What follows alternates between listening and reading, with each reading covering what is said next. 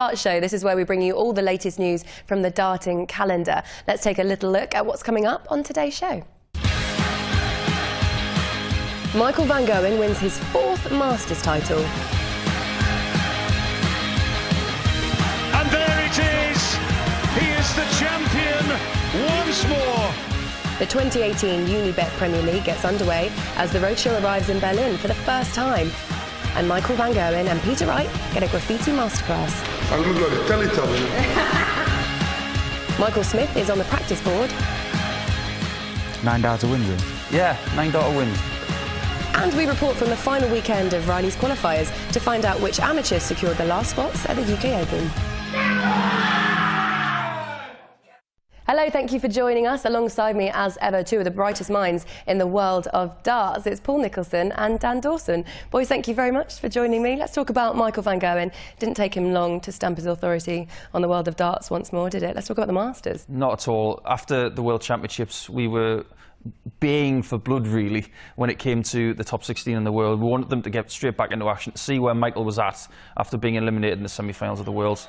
Came back in typical fashion, and he was up against it in some of his matches, but he showed that he is the world #1, and this year he wants more. Yeah, and also the Dutch master Barney, proving he's still got it. Well, he very nearly won it, and great start to the year for Raymond van Barneveld. It means getting to the final, he's through to the Grand Slam later in the year, and in the past, some years, he's had to rely on Michael van Gerwen helping him win the World Cup of Darts for him to do that. So that's a big step forward for Barney, and it's whether he can carry it on, because what we've seen since perhaps hasn't been quite as good.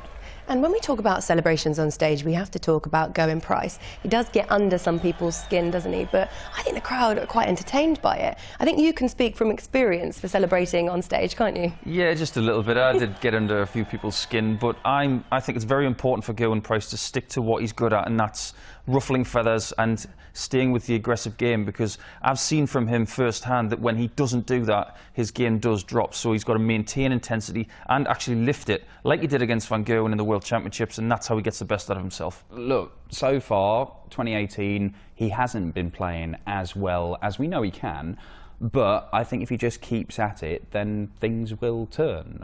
Paul will tell you, you'll play your best stuff when you feel at home and you're playing your natural game, but you can't fake it. If you're in a bad bit of form, then you've just got to find a way of working and turning it around. Yeah, and someone who hasn't lost his form in 2018, kicking off in some style. Let's hear from the man himself, Mr. Michael van Gerwen. Double 12. And there it is! He is the champion once more. And look what it means. He was pushed all the way by his old mentor. I think this is the perfect start of the year. I think I played a good game, a good tournament. Everyone wants to prove a point there, to have a good start of the season, and I think I started off quite well. Phenomenal final. Yeah, against Gary was okay. The round before was fantastic, so I can't really complain. It's always nice when you win a tournament, and I don't really care what other players do. As long as I win my tournaments, it's okay. And I just want to do one thing and play as good as possible. Most of the games I play, and then I'm a happy man. Does this have the potential to be the most competitive year you've ever seen? Yeah, maybe, but I think every year is competitive. One lucky thing, we don't have Phil anymore, so that's a lot of competitive games gone. But still, there's a lot of other good players, and you always want to have a good year, and I can't really complain. The last few years have been phenomenal for me, so I hope I can add another one on there. Great sportsmen, great teams set their aims to win everything. You will be going out to win absolutely everything this year, won't you? That's my target. We're going to see what I'm going to do the rest of the season. Michael van Gerwen back to his ruthless best. Now we say goodbye to the Masters and we welcome back the most raucous roadshow in the sport. It is, of course, the Premier League, with the addition of 4 new faces and some familiar ones too. Let's have a little look back at the action we've seen so far from the Unibet Premier League.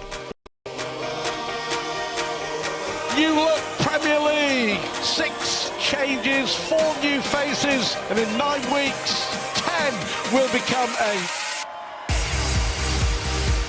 Michael van Gerwen with an 100.80 average beats Rob Cross, the world champion.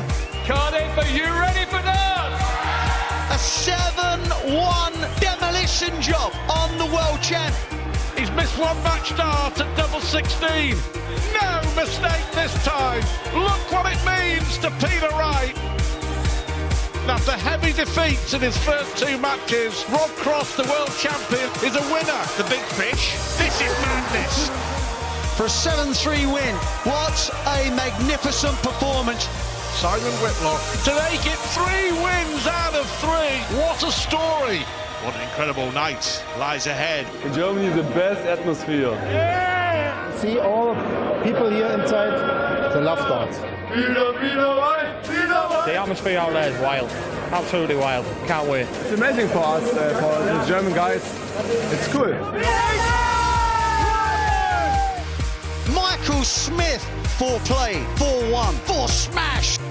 Topsy gets and Mensah-Suljovic has secured his first Premier League win. Double 10 for the match. Rob Cross, 2 wins out of 2 in the last fortnight.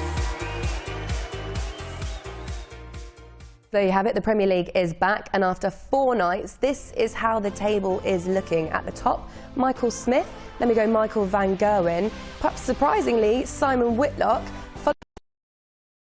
of the table, a couple of debutants struggling, which, Paul, is to be expected. It's incredibly demanding in this, isn't it? It is from a lot of different perspectives. The travelling element, they've got to go to tournaments straight from Premier Leagues, so as the tournament progresses and the roadshow progresses, it's all about how you manage your practice, your family life, your fitness, your diet.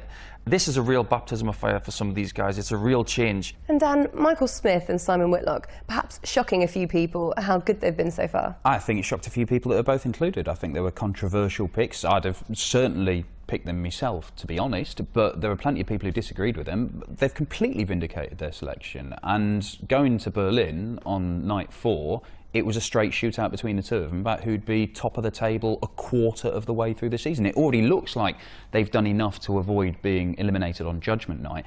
I would say that when you look at the bottom of the table, Rob Cross is obviously finding his form. It's 2 wins in 2 weeks for him.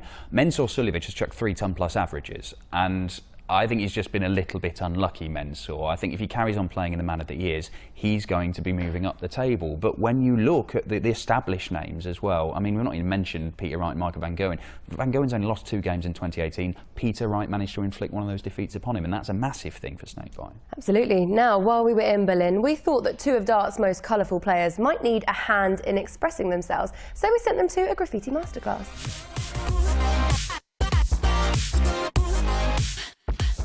I look like a Teletubby.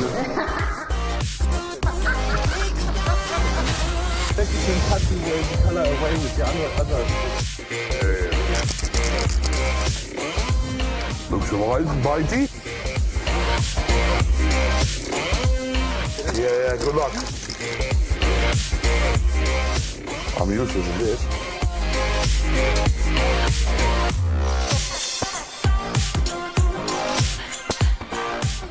Need more white. Yeah, it's alright, mate. Everything will be okay.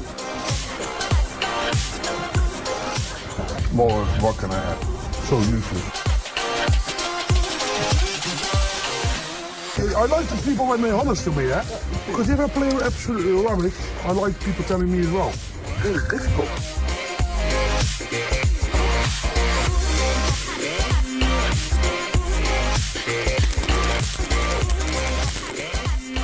It's the first time you spray? Yeah. Okay.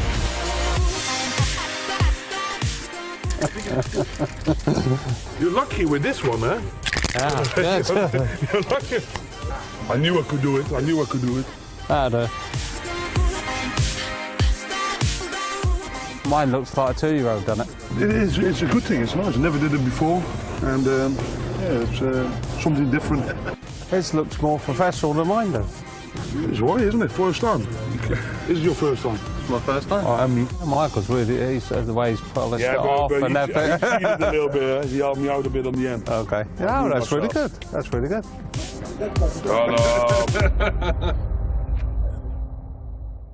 So there you go, the boys proving they are just as creative off the dartboard as well, Paul. I don't think Banksy's really going to be quaking in his boots quite yet, but really good effort from both of the guys. That's not bad. Now, at the World Championships, we saw how popular darts is in Germany, and we've seen it again with record-breaking crowds in the Premier League, haven't we? Yeah, huge numbers of tickets at Ali Pali sold to German fans and wider fans from Europe, but we've just seen a record-breaking crowd for a PDC event, 12,000 fans. That's a post-war record for any darts event, and of course it is going to be broken once again later this year when the World Series goes to Schalke. That's going to dwarf even the 12,000 at the Mercedes-Benz Arena. I still don't think the German fans have quite figured out what it is. They were turning up, some of the guys I spoke to, and they're going, yeah, I really like it, but it's not like Rotterdam, for example, where everybody turns up, they're all wearing orange, they know exactly what they're going to get. They're still learning the game in Germany, but they do love it. They've fallen in love with the game. They don't know what it is, but they love it anyway. Now, we gave you a chance at home to ask the world number 1 and the world number 3 any question you liked, and here's how you got on. What's the best thing where you spend your prize money on? Yeah, that's not too difficult. I built a lovely house for my family and myself. I have spent my prize money on buying a new house for the family, for them to enjoy. What age were you when you hit your first 9 darter in practice? And that was when I was 15 years old. And the funny thing was not even with my own darts, but with Martin Adams darts. I was 16 at my first 9. I was ecstatic. I think I didn't play for 2 weeks, didn't want to play again. I had a question from David Smith, and he's basically asked me, how good do you think Rob Cross is, and do you think he's a challenger to you? Yes, sir. We've seen in the last year, of course he's a good challenger for me, but now after the World is for him also, the next step is to continue doing it, and to be fair, he's so far not doing it all the tournaments, and yeah, he has to prove himself now also on the tour. It's going to be difficult because I know exactly how it is to be in that position, but whatever one is, he's the world champion. Simple. I think the pressure's different now because there's probably more expected from me. At the same time, I've not really settled in this year so far, so hopefully I settle down and I definitely will get better. Another question by The Real DC. Who uses the most shampoo, me or Rob? By the smell, I think me.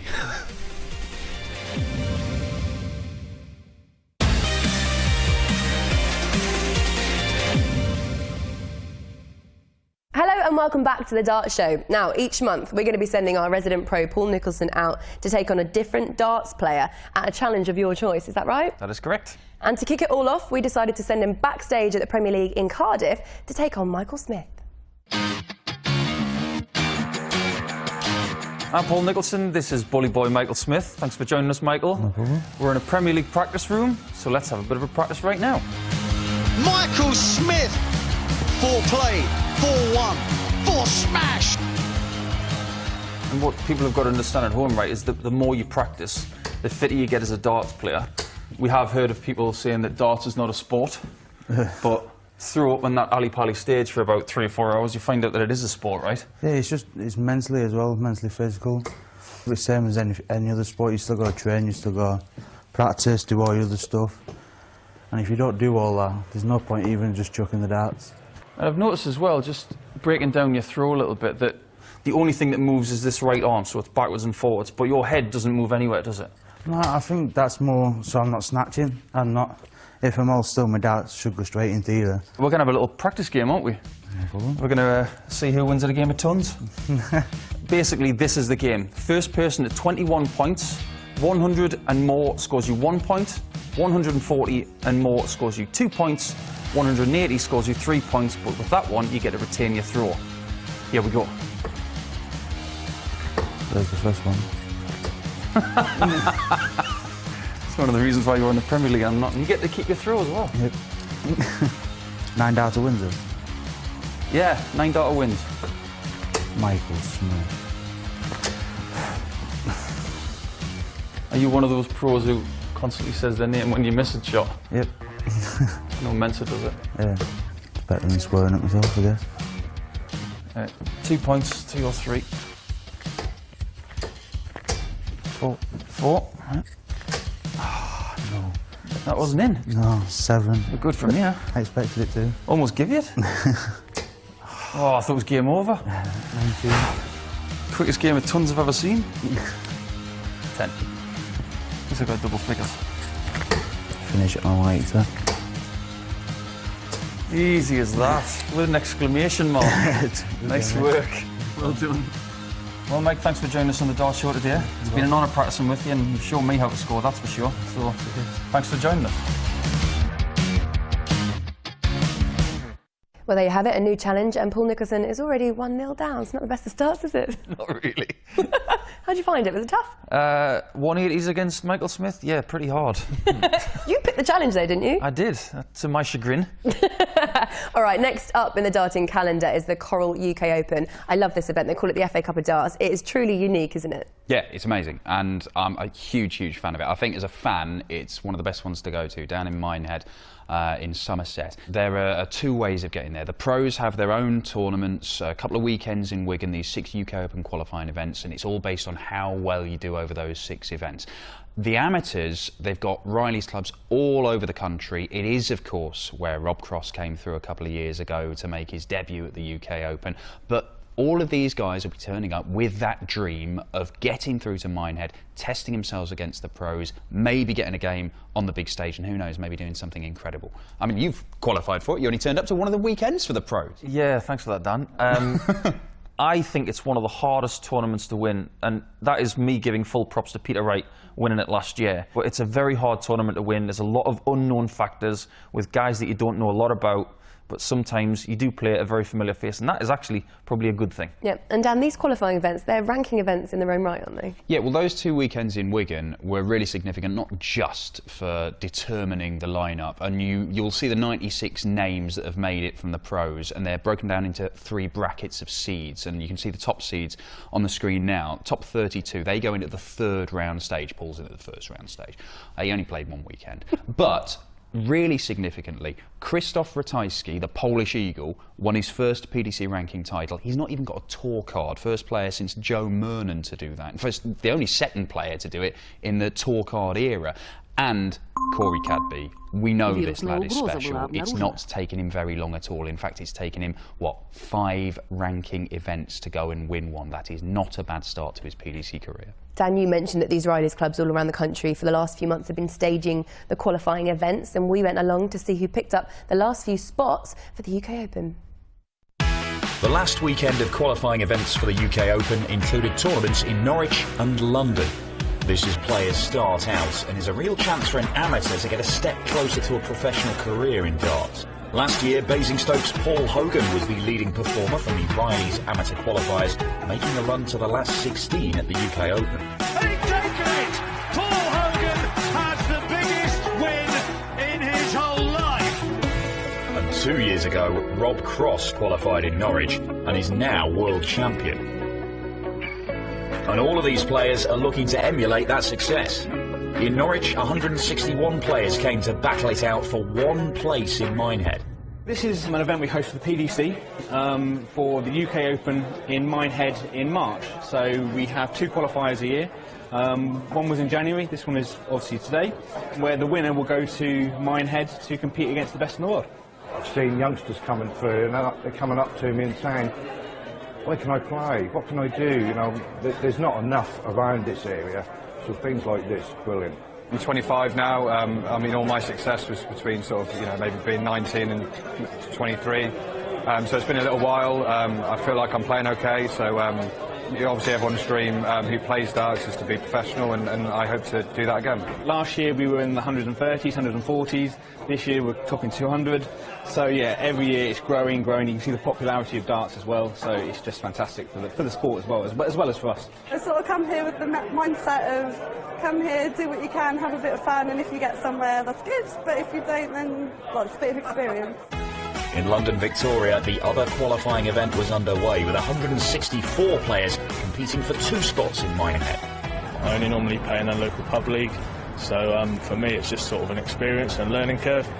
Been playing for only 3.5 years, so I just come just to try and better myself, if you like, against better people. Famous last words, I know, but I can't remember a time when I've been playing better, to be honest. But it's not just about darts today, it's about endurance, because it's going to be a long day in there. Everything's a bit of a gamble to perform on one day, but you know, everyone's got the same chance, so hopefully today's my day. We're all really excited to hold this event. We are every single year, and the calibre of player we get through the doors just increases every year. Big scoring and some impressive checkouts prove the standard of the sport at this level is on the rise. As the day wore on, emotions were running high, with players working their way through the rounds, and there was disappointment and heartache for some as they were knocked out. In Norwich, it was Darren Brown and Paul Wen in the final, and the local manager of a tyre and exhaust centre won through to his first PDC major tournament. Happy, really happy. I tend to keep things under control and try and keep it within myself, but yeah, I'm really happy. In London, two men who have qualified for the UK Open before won spots once again. First was Darrell Pilgrim. Well, it's one of the biggest things I've ever done in darts. It's just unreal to do it. To play up against all those pros, who just unreal. Like, I'm speechless, to be honest. And the person to win the very last place in Minehead was John Scott. It's so hard because you've got to be on it all day. You can't have a bad leg or a bad game because you're out, and it's cutthroat. And yeah, it is a massive achievement. Boys, just looking at that video, you can see how diverse it's becoming. The sport is just growing, isn't it? As are the beards.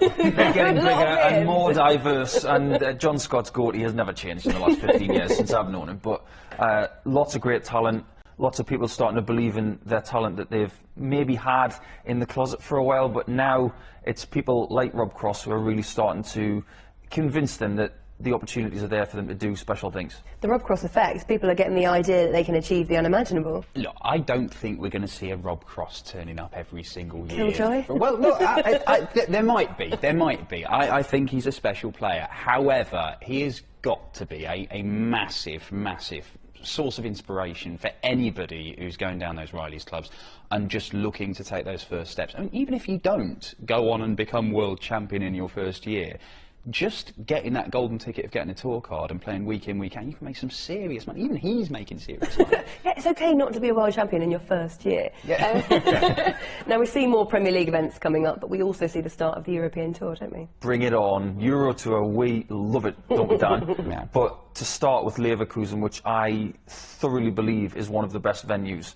it's just a great place to be, right next to the Bayer Leverkusen Stadium, which is awe-inspiring. It's a fantastic event. Peter Wright won that event last year, a brilliant event when he beat Mervyn King in the final. I can't wait for it to start. Boys, you have been phenomenal. I hope you enjoyed your experience. Thank you for your insight. That is it from us. So much more to look forward to this month. But for now, we'll say goodbye and we'll see you next time.